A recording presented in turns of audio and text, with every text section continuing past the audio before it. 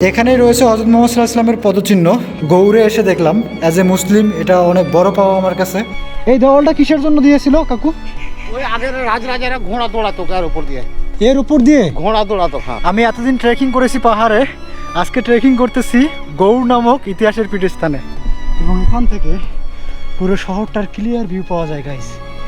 এটাই হচ্ছে 22 গজি।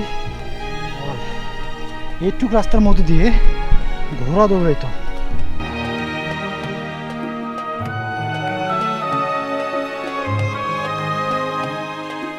আমি এখন এই কদম রসুল মসজিদের ভিতরে প্রবেশ করব। সাইডে হচ্ছে চিকা মসজিদ। এখানে কদম রসুল মসজিদ সম্পর্কে বলা হয়েছে চতুষ্কোণ এক গম্বুজ বিশিষ্ট এই গৃহটি সুলতান নসরত শাহের দ্বারা নির্মিত হয়। এটার উপরে হজরত মোহাম্মদের পদচিহ্ন স্থাপিত ছিল। এক্ষণে উহা মহদীপুর খাদেমের নিকট রক্ষিত আছে। সম্মুখে বিরামশালার ধ্বংসাবশেষ দেখা যায় এবং এটা নির্মাণ করা হয় 1531 খ্রিস্টাব্দে। হ্যালো কাকা, ভালো আছেন? ঘুরতেছেন না?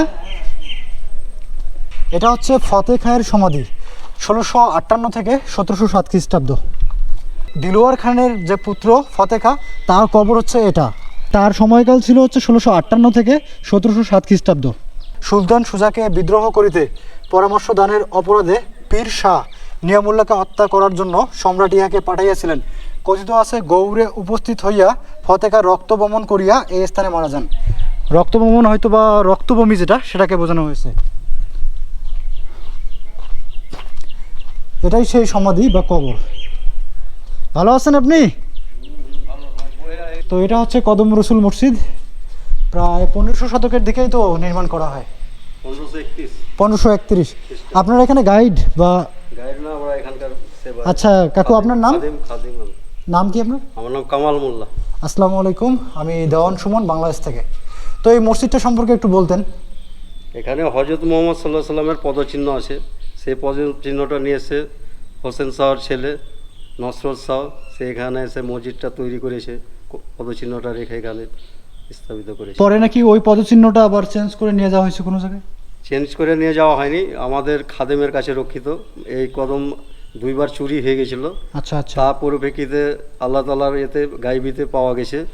তা থেকে সরকার আমাদের দায়িত্ব দিয়েছে কি এটা খাদেম নিয়ে যাবে, নিয়ে আসবে দৈনিক। হ্যাঁ, আর হচ্ছে কাশ্মীরের জম্মুতে হজরত বাল মসজিদে মহানবী সাল্লাল্লাহু আলাইহি ওয়াসাল্লামের দাড়ি ছিল, ওটাও দেখতাম। ওটা ঈদে মিলাদুন নবীতে বের করতো। বাট আপনাদের এই পদচিহ্নটা দেখা যায় না আর? হ্যাঁ, দেখা যায়। বছরে কোন সময় এখনো দেখা যাবে? দেখা যাবে একটু। আচ্ছা, আমি ভিতরে যাব এবং হযরত মুহাম্মদ সাল্লাল্লাহু আলাইহি ওয়াসাল্লামের পদচিহ্নটা দেখব। কদমে রসুল। হ্যাঁ, রসুলের হযরত মুহাম্মদ সাল্লাল্লাহু আলাইহি ওয়াসাল্লামের যে পায়ের ছাপ রয়েছে সেই নাম অনুসারে মূলত এই মসজিদটার নামকরণ করা হয় কদম রসুল। কদম মানে হচ্ছে পা, পায়ের ছাপ বা যেটা একটা। হ্যাঁ, এবং এটা হচ্ছে মসজিদের ইমারত। 1531 খ্রিস্টাব্দে নির্মাণ করা হয় এই মসজিদটি। আচ্ছা, এখানেই রয়েছে হযরত মুহাম্মদ সাল্লাল্লাহু আলাইহি ওয়াসাল্লামের পদচিহ্ন, দেখতে পাচ্ছেন হয়তো বা। সুবহানাল্লাহ। আমি মক্কাতে যেতে পারিনি, গৌরে এসে দেখলাম অ্যাজ এ মুসলিম এটা অনেক বড় পাওয়া আমার কাছে। আমি বিশ্বাস করি এবং নিজেকে অনেক ধন্য মনে হচ্ছে।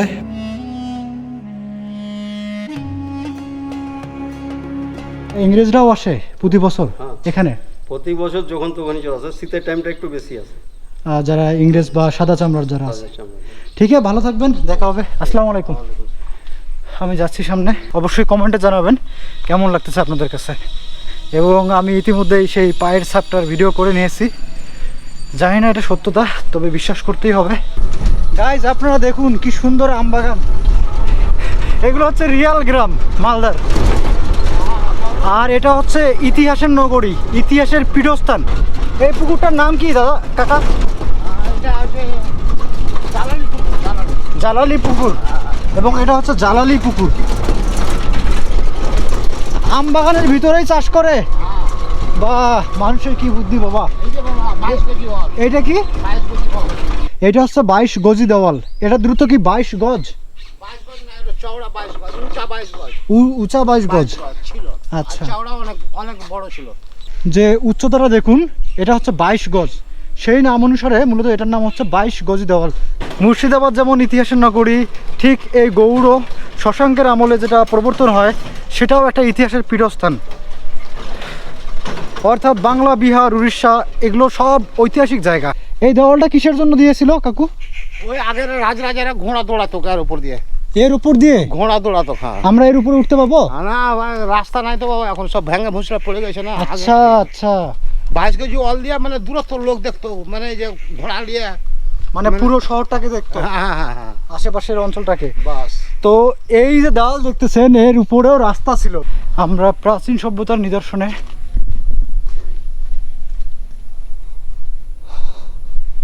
এটাই মোটামুটি হচ্ছে 22 গজ।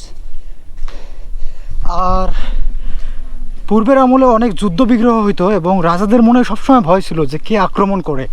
সেই সব তদারকির জন্যই মূলত এইরকম অনেক ওয়াল বা দেয়াল নির্মাণ করা হয়, যাতে শত্রুপক্ষের আক্রমণকে ঠেকাতে পারে এবং সব বিষয়ে আপডেট বা তদারকি পেতে পারে। এগুলো বহু বছরের পুরনো। এই মই দিয়ে উপরে উঠতে হবে।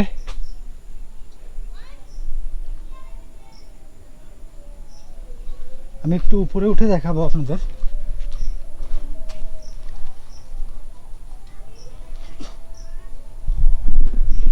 গাইস, আমি উপরে উঠতেছি এই মই।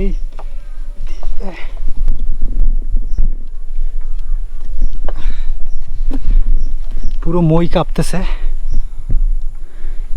ইতিহাস ঐতিহ্য অনুসন্ধানের জন্য ঠিক এই রাস্তা শুধু কাঁপতেছে।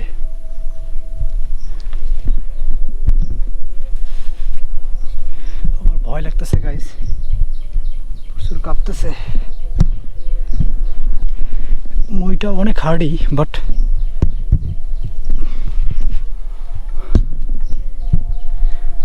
আর হয়তো কয়েক পা উপরে উঠলেই আমি পেয়ে যাব।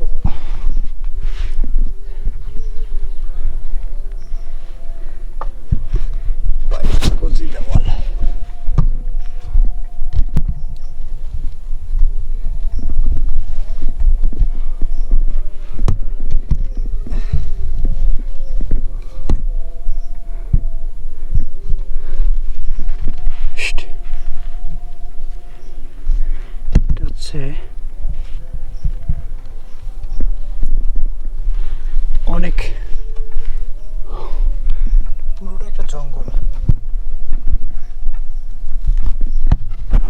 ভয়ঙ্কর অবস্থা গাইস।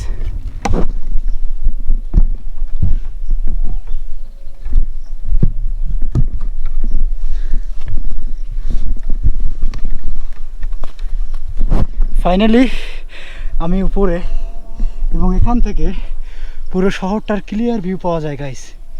এটাই হচ্ছে 22 গজি ওয়াল। এইটুক রাস্তার মধ্যে দিয়ে ঘোড়া দৌড়াইতো। কি একটা আজব তৈরি। এখানে কেউ নেই গাইস। আমি এখন দাঁড়িয়ে আছি 22 গজি দেওয়ালের উপরে। আপনারা দেখুন চার সাইডটা কি সুন্দর ভিউ। মাটি থেকে এই দেওয়ালটার উচ্চতা 22 গজ। সেই নাম অনুসারেই এটার নামকরণ করা হয় 22 গজি দেওয়াল। এবং রাস্তাটা এতটাই সরু, এর উপর দিয়েই প্রাচীনকালে ঘোড়া দৌড়াইতো। শত্রুপক্ষের আক্রমণ ঠেকাতে বা তদারকি করতে এখান থেকে পুরো এলাকার তদারকি করা হইতো। আপনারা দেখুন চারপাশে হচ্ছে আম বাগান, এবং আমি যে দাঁড়িয়ে আছি মনে হচ্ছে ওয়ালটা কাঁপতেছে। ঠিক ওই দূরে দেখুন, আপনারা দেখলে বুঝতে পারবেন। আজ থেকে প্রায় 600-700 বছর পূর্বের ধ্বংসনগরী এখন এটা। এবং যখন আমি হাঁটতেছি মনে হচ্ছে যে ওয়ালটা কাঁপতেছে এইভাবে।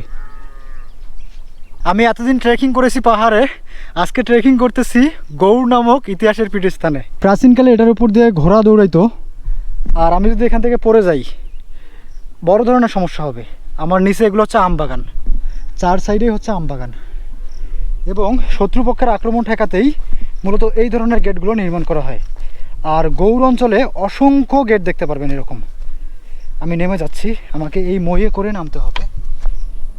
এবং দেয়ালের অনেকটা অংশ ভেঙে পড়েছে। আমি নামতেছি গাইস। আপনারা অবশ্যই কমেন্টে জানাবেন আপনাদের কাছে কেমন লাগতেছে ভিডিওটাকে। আশা করি আপনারা উপভোগ করতেছেন। এবং এই মইগুলো অনেক আগের, আজ থেকে প্রায় 2-3 বছরকার আগের হবে। এবং এটা হচ্ছে নিচ। মোটামুটি এটাই ছিল আজকে আমার গৌড় ভিজিট করা। সবাই ভালো থাকবেন, সুস্থ থাকবেন, দেখা হবে পরবর্তী এপিসোডে। বাই।